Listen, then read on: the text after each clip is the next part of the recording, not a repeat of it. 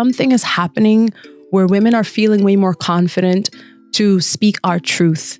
And our truth is that we know that this is our birthright. It is your birthright to go through this process naturally. There's something very important. A lot of processes are happening, and it's important that they not be tinkered with. But there's something about understanding that this is a normative physiologic event, and our bodies already know what to do.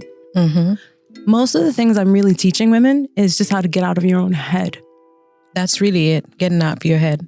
Because you think you're supposed to have what you see on TV. You think that's the norm. Yes. But when you really could go past your programming, you see that it's not natural to have that environment. Yes. You know, even when we're giving birth, it's supposed to be comfortable. The people that you know, the people that you love, and a space that you're used to, we're better to do it than home. We're better to do it than home. Yes. If they can do it, I Why can not do us? it. I tell women all the time, cats do this in the garage by themselves.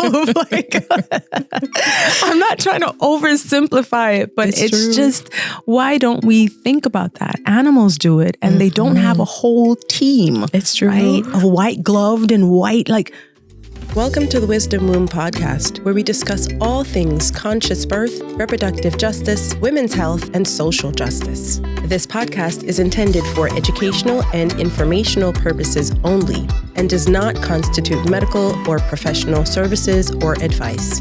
Today I have my Wisdom Womb guest, Eclipse, my dear friend, and she's going to talk today about what a experience her birth was.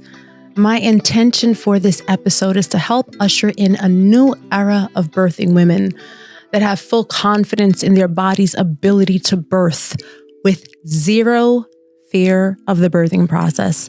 I want you all to welcome this lovely, dynamic, super, super duper wise, sweet, kind, I can go on and on, business owner, entrepreneur. We're going to talk about her beautiful line of products that I personally love, and I recommend them because I love products that are made with natural ingredients. We're going to talk about that. But first, let's jump right in, and I would love for you to welcome Eclipse. Welcome, Eclipse. You. Welcome, my dear friend. Welcome.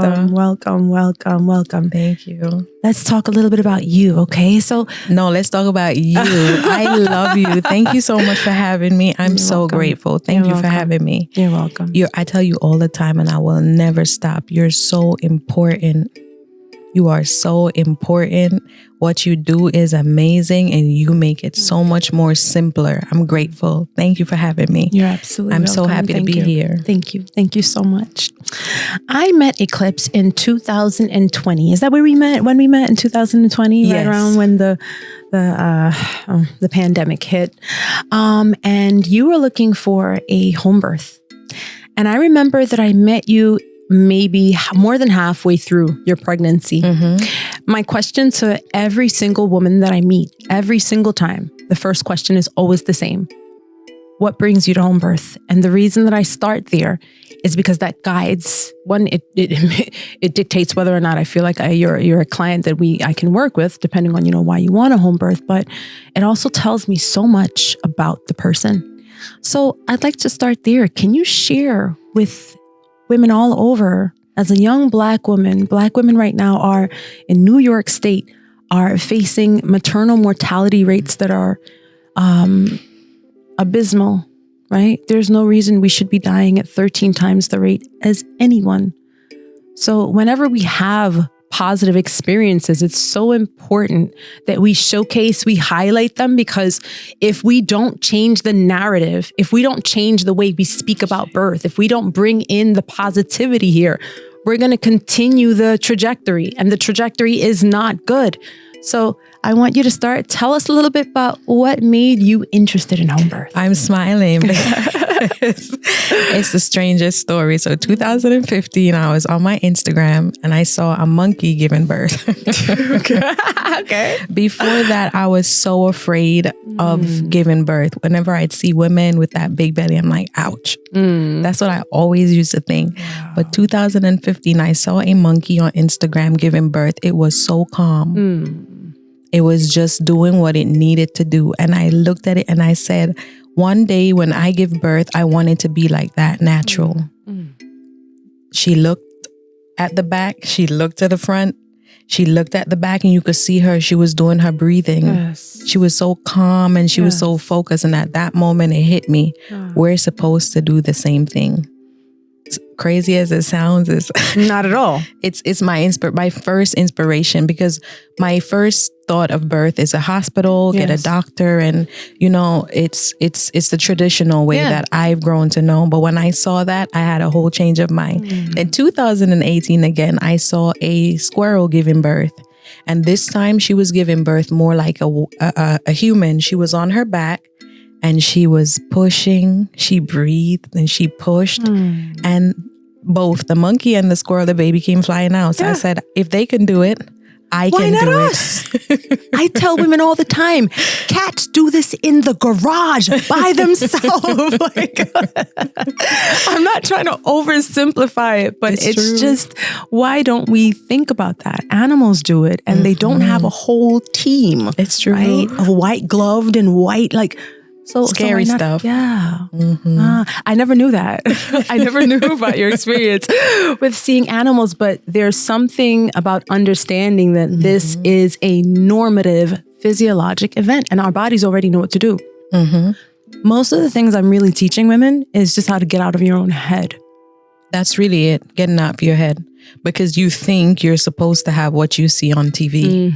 You think that's the norm. Yes. But when you really could go past your programming, you see that it's not natural to have that environment. Yeah. Even when we're giving birth, it's supposed to be comfortable. The people that you know, the people that you love, and a space that you're used to. We're better to do it than home. We're better to do it than home. Yes. I love, before the 1930s, I would say, most women gave birth at home. This is a very new thing where women are giving birth in the hospital. And if you tell that to today's women, they're in shock. We think that we've been doing it that way all along, when the truth of it was that the average birth worker looked just like me. She was a hue of my hue. Okay. The average birth worker in United States before the 19th century looked like me. They were birthing the nation. We birthed all of the slaves. We birthed the slave master's children. We were the birth workers. It was us. This is, I tell women all the time, part of the reason I feel so comfortable in this is because I know it's in my DNA. I know it's in my ancestral DNA. I feel it. And women, it's true. Something is happening where women are feeling way more confident to speak our truth. And our truth is that we know that this is our birthright. It is your birthright to go through this process naturally. There's something very important. A lot of processes are happening, and it's important that they not be tinkered with. So I love what brought you to home birth. I love the fact that you never expressed much fear to me when you came to me, which is not really the norm. Usually when it's a first-time mom, this was your first baby. This was your first child. Yes. And normally first-time moms come with a lot of trepidation because they've been programmed. We've all been programmed. It's the programming. Yeah. I remember even when you said to me that screaming and hollering you're seeing, birth is not that. At all. And going through the experience, I really realized you do not want to scream. No, it's so peaceful. It is. It's very painful because that's a part of it, but it's so peaceful and it's so pleasurable. Yeah. Oh. So it's so funny. So I'm just going to, because this is I just feel like if I'm not going to be authentic, I'm just not going to do this because there's no need. And I never debriefed. And sometimes I don't get the chance to debrief with clients. And I don't even call them clients. I call them these are my sisters. You guys are sisters. You're my sisters. You're my sister. You're my sister. And I don't sometimes get to debrief just because of the natural pace of my life and, just being a birth worker. It's really, really intense. How did you prepare for your birth? Because I have a few criteria of some things that I like women to do, right? So one of them is exercise. And I'll talk about the importance of exercising. And the next is eating healthy. Really important that we increase our fruits, our vegetables, our fiber intake. This is so important. I can't overstate the importance of this. And the last and one of the most important things is your spiritual self. Acknowledging that we are spiritual beings in human form, that we are spirit. You can lose a part of your leg. It doesn't take away from who you are. You can lose parts of your body. No part of you is gone. You are still whole, right? So we are not this body. This body is what is encasing. We're encased in this shell. But it's important that in my experience as a midwife, it's important that we touch on those three facets. Can you tell me a little bit about how you exercised, how you ate, and what you did to touch on your own spirituality during your pregnancy process? Oh, the first part was spiritual because as soon as I had the invasion in my body, I knew it. I knew my body said, my spirit said, you're not alone. I couldn't understand it. But then my body said, you are not alone. I wasn't feeling the same. And I understood from learning later that your body first rejects the pregnancy. And I was like, that made sense because my body was not. It was that time, the pandemic. So I had corona and the way it hit me was so intense. But still at the same time, because I was eating healthy, I was able to get better. And then after then, I found out I was pregnant. I was like, that made sense because I'm prepared for any flu, any cold, because my spirulina and my chlorophyll does not play. Okay. Yes. We're going to talk about that too. Importance of chlorophyll. But go ahead. So the first part was once I realized, okay, I'm not alone. I started to open my mind to think, how am I going to do this? And the first word that my spirit said was surrender. Surrender. And you have to. I mean, everyone that's gone through pregnancy realize at some point you must surrender or it's going to put you on your knees. Yes. You have to surrender to it. So I decided mentally, I'm going to surrender. Yes. And I understood mentally I was going to go through a process that I've never been through before. And once I accepted that, I didn't know where I was going. That was the best part. Now, anything that happened after that was just my mind was open to receive it. So mentally I prepared myself and I knew I didn't want to go to the hospital. And like you said, we started working together late, 7 months, 2 weeks before 28 weeks. Yeah. Yes. And it was by the grace of God that I found you because you said you don't take patients after. I don't like to, but they that come. Late. Yes. It depends and I was on the so person. Grateful. It depends on the person, but a high vibrating person, a high frequency person is going to yield high frequency results. So that's why you don't have much time to prepare someone for this is the most monumentous thing, boom, that a person can do. It is. So when you're meeting someone kind of late, I think the average person just thinks, it's just going to no, I need to know you. I need to know my clients. I need to know the women I care for. This is not a thing where you can, you just come into a person. No, who are you? True. You're going to entrust me to be the first person to touch your child. That's not something you entrust to a stranger. So that's what happens at the hospital most of the time. I know. I really didn't want that process for myself. So once I decided mentally that I am going to do a home birth, I was searching. But I got to connect and I spoke to a lady and then they had issues because of the pandemic. And I stopped for a while and the good Lord sent somebody to speak to me again. A gentleman said, listen to me, you better do it at home in that bedroom if you have to. This was elder. And I thought about it and I said, wow, this is true because what I saw that was going on during that time was women giving births in a mask. And I couldn't imagine that becoming my situation. So when I mentally decided I'm going to do this at home, God laid the carpet and I saw a picture of you on the internet and I said, she is the one.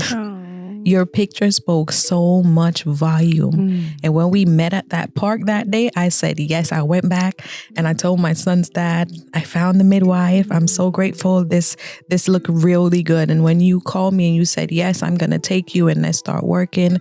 And you told me what to do. My mind was already open. You said, eat right. Yes. You said you have to exercise and just take care of yourself and still enjoy every day. And that was it. So that was a mental part, being open to know that you don't know where you're going if you're a first-time mom, understanding what you need to do is not just for yourself, but it's also for the child. Yes. So the food you eat, doesn't matter what you feel like eating, that baby's going to let you know it's not about you. I had barely any morning sickness because I ate a lot of fruits and vegetables, drank a lot of water. I went walking all the time. I was riding scooters and bicycles.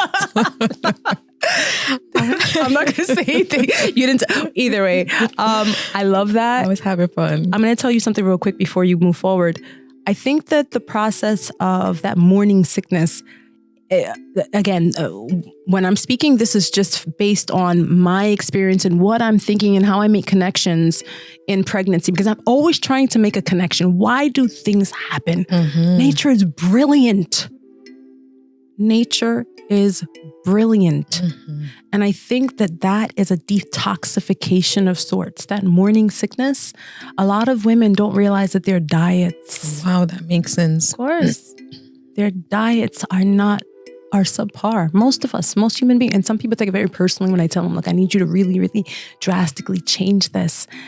And they don't realize that what they have been doing sometimes is actually causing our discomfort. It does. It really does. Because when I ate what wasn't good for me, it didn't stay down well. If I ate anything processed, my body would react differently to if I ate just fruits and vegetables. You'd even feel different. You feel different. Yes. When I would ingest a meal that was just natural, it would just have me uppity. Yes. And if I ate something that was processed, it would just be a low energy. Yes. Bring you down. It'll bring you down. And in pregnancy, that rest is necessary. So it lays you out flat. Yes, literally. You need that though. The sleep, right? Continue, my dear. Yeah, but after I did the mental part and I decided I'm doing this, I'm doing it at home. Yes. Actually, I said to my son's dad, we should do it together by ourselves. He said, are you crazy?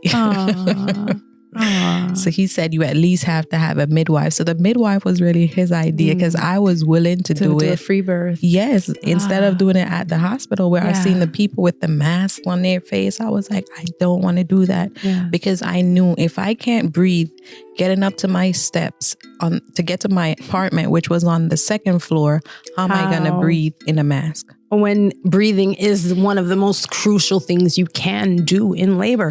It's one of the most important things. It's one of the things I constantly have to remind women to do because it really is. Naturally, you're not taking those deep, strong, full-bodied expansion of the long breaths. I have to remind women. I have to remind them to do so. So can you imagine doing so? With the mask giving birth. And I knew because it was a pandemic time, so you had to wear a mask in the supermarket, everywhere you went, you had to wear a mask. I already knew what it felt like. I could not breathe in a mask. So I knew I couldn't give birth in a mask. I mean, if I was whipped to do it, then I definitely would have But not if you had a choice. But not if I have a choice. So mentally, I decided I'm doing this at home. And I will tell anybody who's spiritually connected, once you make the decision within yourself, and that's the truth, the creator is going to create the rest for you. It's going to happen. Intention. You laid the foundation. Yes. And the creator said, boom, I'll lay the steps for you. I'll work it all out for you. You know what it reminds me of? Maleficent, the movie, when she walked across the river, it just was laying out as she took every step. Her whole entire people could walk across this river and it was just being laid as she was walking. That's what it was like. You know what's funny? I never saw that. I didn't see that, but I used to use a similar analogy. As a midwife, I feel like sometimes I'm on a ship in a very dark ocean and I can't see in front of me. And I just have to trust that just like a headlight is going to show you a little bit at a time. Just trust and go with it. And I've never been lost. I have never been lost. I really, really trust this process. It's such a beautiful... I could tell. Because your reassurance was so reassuring to me. Yes. And I remember you said to me, Eclipse, if all these other women gave birth to their baby, you're going to be fine when you do this. That's right. So I don't want you to be fearful. And that was reassuring for me. Yes. you know, so I do see that you are very spiritual. And I think that's important because in that moment, you're giving your life to somebody. You're putting your entire trust in this person. Yes. And that's what I said is submitting. Even if there's any first time moms watching or even mothers who want a different experience, I would say choose a midwife and submit. Trust. By far. Choose a midwife you trust. Choose a midwife you trust. And just submit. Because everything that you told me, it happened. I will never forget. And I tell all women this now. We're here and birth happens up here. Yes. You did not stop telling me. And it's the truth because you get taken away for real. You do. When the woman closes, every midwife knows or every, birth worker knows there's a place that a woman goes where she closes her eyes. And we all know what that place is. She's no longer here, right? She's here. But she's somewhere else. She's somewhere else because we don't receive our children on this realm. It's don't. True. Yeah, it's true. We have to go and get them. And I always feel like whenever I'm doing vaginal exams in labor, I always close my eyes because I recognize that I am in a very sacred place. And when I'm not in that, and when I'm not thinking along those lines, when I'm just doing rote, if she dilated, it's not the best thing. It's always best to remember that you are in the realm of sacred ground. This is sacred ground. So when you make that connection with touching that baby's head, acknowledge that with your full essence. Acknowledge that you are in a whole different space. This space is pure. This is pure energy. And you've got to be respectful. You've got to be respectful of that. So I love that you're bringing all these things back because, you don't speak to every client the same. Some client you can really, really get in there and talk about the fact that, we're on a different realm now. And some people you kind of just have to be a little bit more, you just have to speak a little bit more logical. Plain. Yeah, right. Exactly. And I think that I think there's logic here too. It's just that science has not yet caught up with how to quantify and how to qualify a lot of the things that we're saying. It's not that this is not scientific. It's just that science has not yet come up with the tools to measure and to qualify what we are saying. But this is I can go on and on about how much I love and I think that this work is so sacred and so spiritual and so beautiful and so important. But let me get back to you.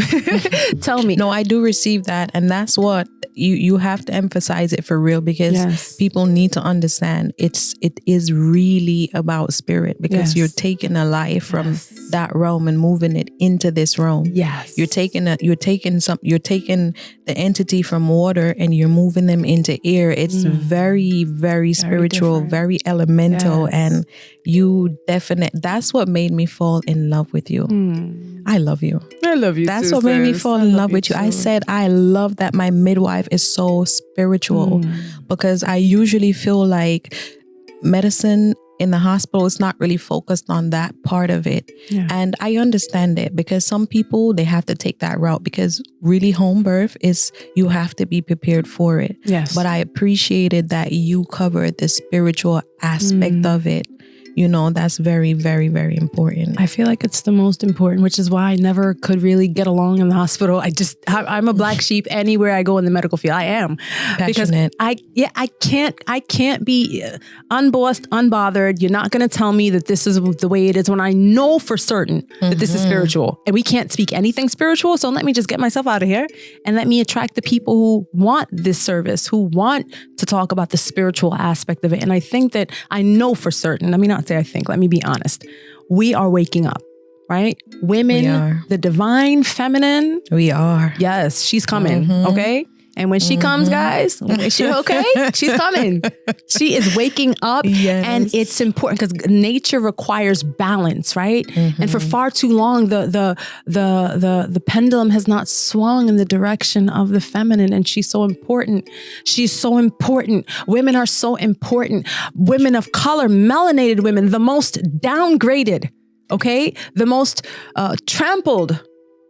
The most trampled on woman, right? Statistically, I'm not just speaking as a woman of color myself, which I have found to be so important because I understand this in a different way. Because I too was a birthing woman in the hands of, an obstetrician who really, and I'm not saying all obstetricians are like this, but when I was pregnant, when I was really young, I was talking about my own birth experience. I felt very uncomfortable.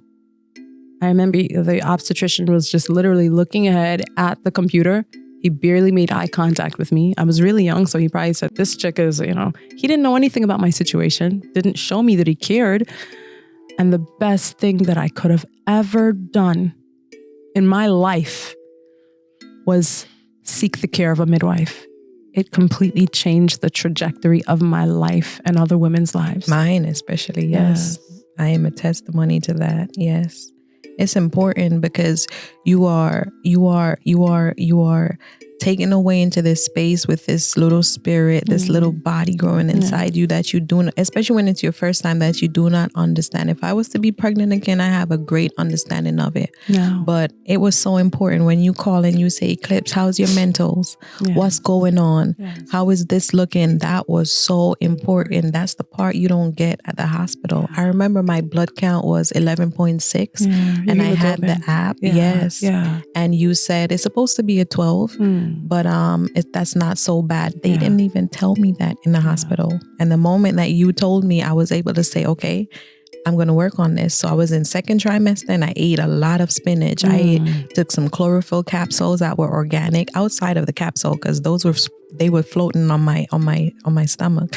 And I ate some beetroots, or I made beetroot juice. And I remember going from 11.6 to a 12.2 and you was like, how? Yeah. But that's what doesn't happen in the hospital. No. If you never said this, I would have never been more on point so that I could make the change. Yes. And that's a spiritual aspect that's taken out in the hospital system. And it's funny because the hemoglobin level normally does the opposite in the third trimester because there's what's called hemodilution of the blood. So you have 50% more blood, right? So because the blood is a little bit more watered down, the hemoglobin level naturally decreases. So for yours to increase, you were doing the opposite. So that is when women take my advice, I am so happy and honored because I know what results are going to be yielded. I know the results are going to yield. Yeah. Because you know what you're doing and you love it. That's what's important. The fact that you love it. You love it. I'm tired most of the time. People don't realize that this work is energy work. And, they don't really after I do a birth, the next day I always usually try to take off because I'm exhausted. I'm exhausted. I'm so tired. I could tell because we gave birth because I saw you squatting down. I was wondering, how did she do those squats for so long? LOL. To do that check, it's really something you're supposed to love. And I have friends that's done births in the hospital and they've said, I was rushed and, certain things were mentioned that made me scared, that made me have to go to a C-section. So it's really important that who's working with you during that time love what they're doing, because I could tell, I don't care where they put you, I know you're going to do your best, whether it's in a hospital, whether it's in a home. And the provision was just amazing. I remember we had a smaller apartment and we wanted a few people there. And you even let me know, Eclipse, if you need a space out, or that's beyond your job now. This is, I love you. I want you to have the best experience. And I did. Yes. I remember walking on the block. Oh, yeah. Who gets to walk on the block when you're giving birth? Yes, on walks. Yes, I love walking on the block. That was one of my favorite parts. Walking on the block, I will never forget. And the contractions hit and we hugged. Yes. It was nothing more special than hugging my sister on the block. And that's the energy you carry too. I have to say to anybody that's listening, your energy is so pure and you're passionate. You are very passionate. And I know whenever you're working with anybody, you want to make sure that they're good. So you stay on top of things. Eat your fruits and vegetables. Take your walk. And that was one thing that hit me up in the end of it. I remember I wasn't walking enough and you said, you need to walk some more. You have to walk. You have to walk some more. And I prioritized and I made sure I started going to the park in the afternoon and getting some more walk. Because the closer you get to the end, the heavier this little pumpkin gets. The more tired you get too. You get so tired. I started doing the swaddle. I'm not this is getting different. The last 2 weeks, I didn't want to moisturize. I didn't want to do anything. I was 40 weeks going into 41 weeks, and I was just like, I'm over it. I'm over it. I'm welcome. Like every listening. Woman, it's important. It's so important. And I always feel strange when I say that, because I know we are coming. Those of us who work in birth work, we know that we can take a very patriarchal stance, because that's what birth work has become, right? It's become a bunch of white men, mainly white men, okay, who have taken over this field. This used to be a Black woman's field, right? And that's why the compassionate part, it used to be a part of what we did. We were, I can imagine how I must speak of these women, because these are the women, these are the shoulders that I stand on. Okay. These women used to walk miles to deliver. You think that wasn't love? Of course. You don't go out of your way for people you don't love. It's true. It's true. So I know I am in a legacy. I know that these women, I know that there was so much love. I can't imagine all of the stories and all of the remedies that have been lost because our history is erased. And now we see similar things happening where we don't want to include history. We don't want to teach history. We don't want to teach Black history. This is important. Yes, because it was the elders too who were the scaredest. I remember an elder in the family, was just like, you need to go and get that baby out. Yes, you need to go to the hospital, but you're going to do a home birth. You need to go and get that baby out now before that baby kill you. At least you can make another one. But if you die, what you need to go and get it out. Oh my God. And you was like, Eclipse, be patient. The baby is gonna come when the baby is gonna come. This is a sacred process. It's not something for us to rush. And if I was listening to the people around who were going the other way, who were so traditional about going to the hospital, it would have been a completely different experience. And you was right. Yeah. I remember my baby coming right on the neck of time. Yes. When he's supposed to. I have a little thing, and I don't always share it either. But I do believe that our babies not only know when they're supposed to come, but the stars are aligned, right? All of us have a purpose.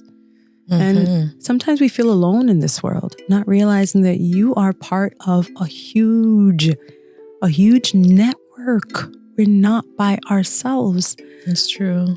But the way that we come is, there is no word in the English language that I know that will fully encompass the importance of that day, of that time, not rushing it. I am in my 12th year of practice now, and I still have to remind myself to be patient. Be patient. Be patient. Anytime I've tried to tinker that's when we cause issues. And I worked in the hospital, we're rushing. Everything's a rush. And it doesn't yield positive results. You cannot rush this. This is a process that must be respected. And when you respect it, you cannot rush it, because you understand that things are not happening overnight. They cannot happen overnight. They are divine. There are divine bodies. There's divinity involved in this.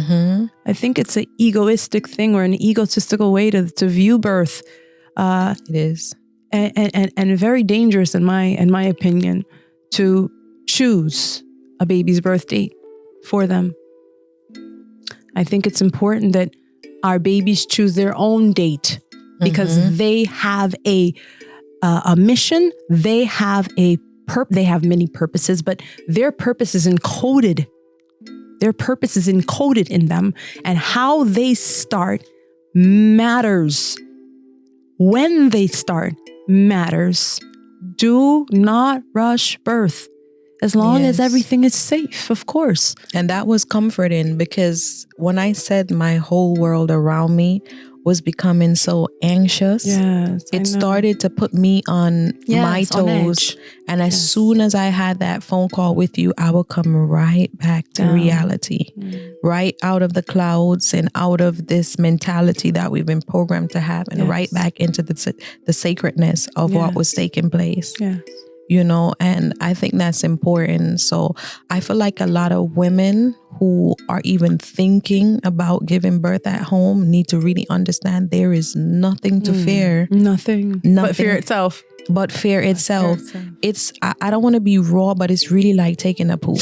Why would you be afraid to take a poop? Okay, please be raw. I welcome, because if it's not authentic, if it's not real, we don't want to do it, right? So I just want you to be raw, because I'm gonna be raw too. It's like, why would you be afraid to take a poop? Yeah. It's whatever is up there, it has to come down. It's going to come down. You know what? That takes me back to the night of birth when you said only gravity can save you now. I will never forget those Tell me, I don't remember. Tell me.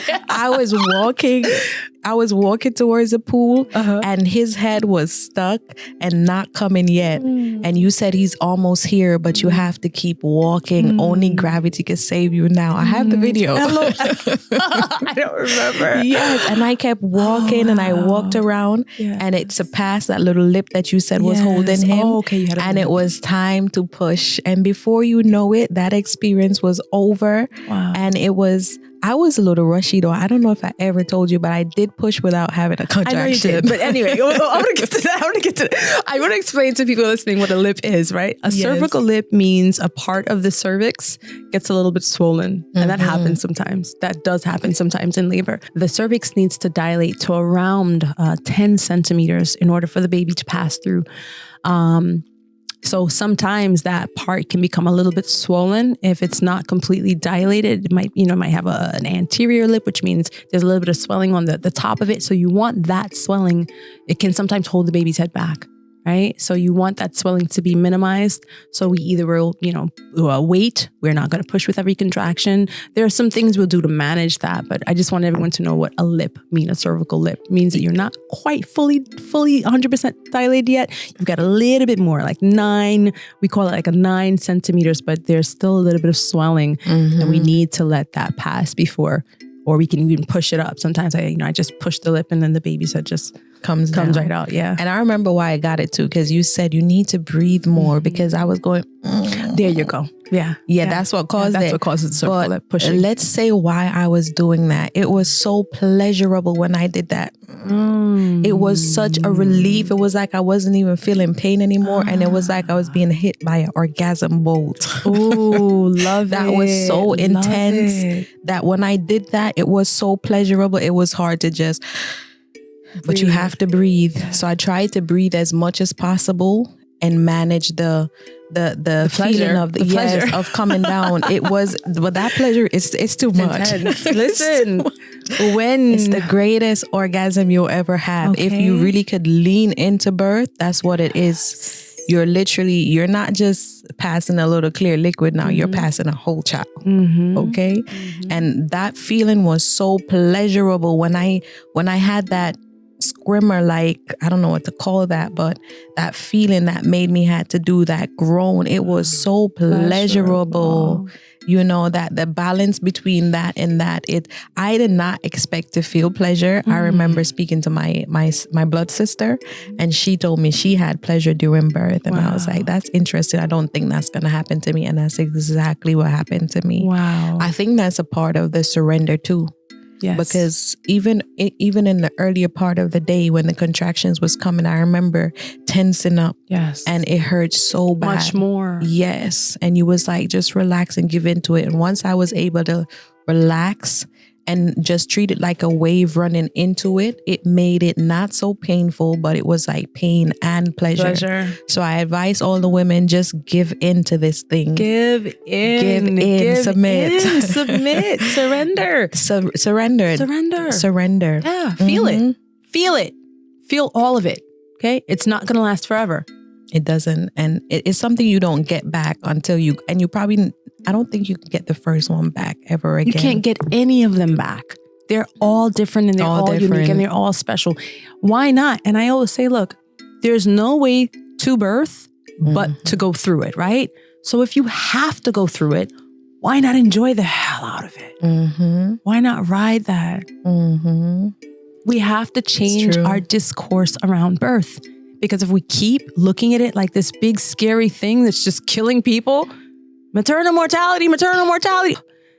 how are we going to combat it? It's sometimes the most simple of things, like thinking that birth can be pleasurable. And I promise you it can. But there is surrender, right? Because you have the best orgasms when you are able to be vulnerable, when you're able to surrender, feel all of that. I want to say there's curse words that are just dying to come out because I just want to be really okay.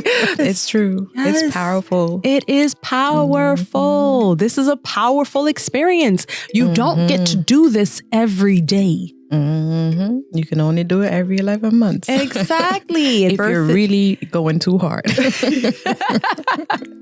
So my little nephew 7, I love him so much. Tell me about the moment 7 entered this world. What was that like for you? It was peaceful because I had you, which I was very comfortable with, fallen in love with. I had my family there, so it was so peaceful. So once he arrived, the peace was just profound, you know?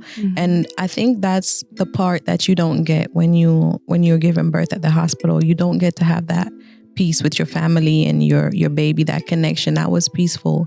And then what followed after, the information you gave me when I was, Amanda, he's not taking the milk. You said, calm down, he's good. The milk is going to come in, you know. So the after treatment was very good. When you came to the house and you checked in, how's everything?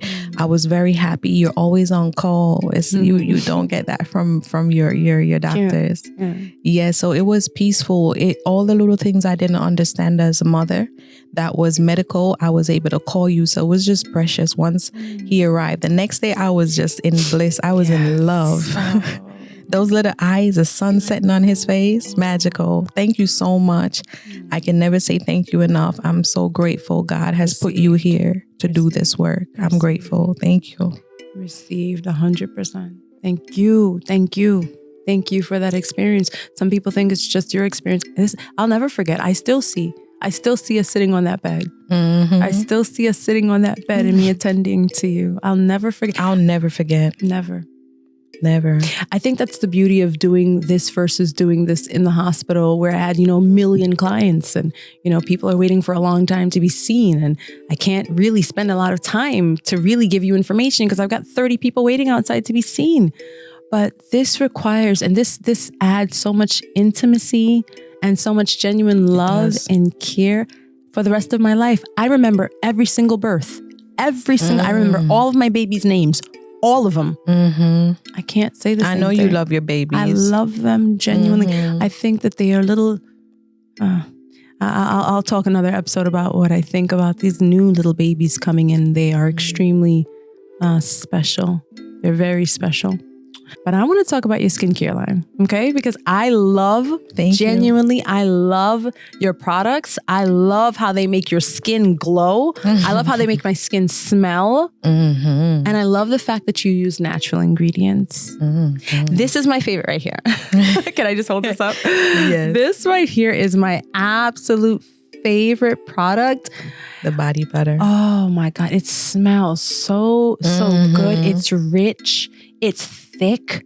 And it goes on your skin so nicely. It smells so lovely. Literally like butter. Literally like butter. You also have a facial scrub. Which one is that? It's polished. It's this one. This right here. Oh my gosh. Your skin feels so clean. Squeaky. Squeaky clean, but not in a dry way. And that's really important for African American skin, especially because our skin is very sensitive. So it's really important that you get products that make your skin feel clean, but at the same time not stripped. And that's what that scrub does. I love that scrub. Everybody's been saying that. I want more. I'm going to order some more of that.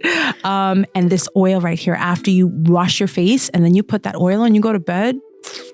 Nice. I've got problem skin, but I love your products. Genuinely. Thank you. I genuinely love your products. And folks, please, how can you tell us a little bit about your products? So for now, it's on Instagram and it's letter IE Body Care on Instagram. So all together, IE Body Care on Instagram. And it's also in a location in Brooklyn, which is in the bio page on the Instagram. It's on Nostrand Avenue. All right. So you could pop into the location that's on the Instagram. That's IE Body Care. And you could definitely get some there. It's a body butter with 3 butters and 7 oils. The butters are cocoa, shea, and mango butter. That's this one right here. Yes. And then it has oils of olive, castor, vitamin E, argan, almond, avocado, jojoba, and fragrance, natural fragrance. And that's the body butter. It's like most people's favorite. And it was the first thing I started doing from the line. And the whole entire line is just stuff that I use for myself. And it's good. So I offer it to other women. And it started getting so loved that I was like, I need to share this more. And it's received by the people. It's one of your So gifts. I started sharing everything that I make at home for myself. And it's really for people who don't have the time to make it for themselves, you know? Yes. And it's gentle enough for any skin type. You know, if you have like eczema or psoriasis, I suggest not using one with the natural fragrance, but using one with 100% natural essential oils, which I do like lavender, lemongrass, or Lovely. grapefruit. Yes. Lovely. And I'm constantly expanding because I'm a person that loves to smell good. So I keep making new scents so more women can have more choices. And I do stuff for the guys too. Oh, they can use this too. Yes, there's scents for them too. There's unisex stuff. Yeah. And crazy enough, the guys, they like smelling more like the girly ones because they say it attracts the girls. I actually read that. Yeah, they're really on point where they're not playing. I know. And then there's Silk, which is a night cream. You put it on at night. Which when one you is that? wake up. That's this tiny one right here. This one right here? Yes. Raise it up, my dear. When you wake Raise it up. Yeah, your nails look way better than mine right now. I'm hiding my nails. Haven't gotten them done. Listen, the women will understand this, okay? I'm a real mom and a real mom. woman. Yes, I am. I know that's right. So this right here is Silk, and it is a night cream that has aloe vera, water, vitamin E, neem rosehip, turmeric, tea tree, lemon, castor, coconut, mango seed, and olive oil. I love So that. it's 100% natural, and it's so gentle on your skin. And it's very, very light. Yeah, this one Very is light. really magical. Very light.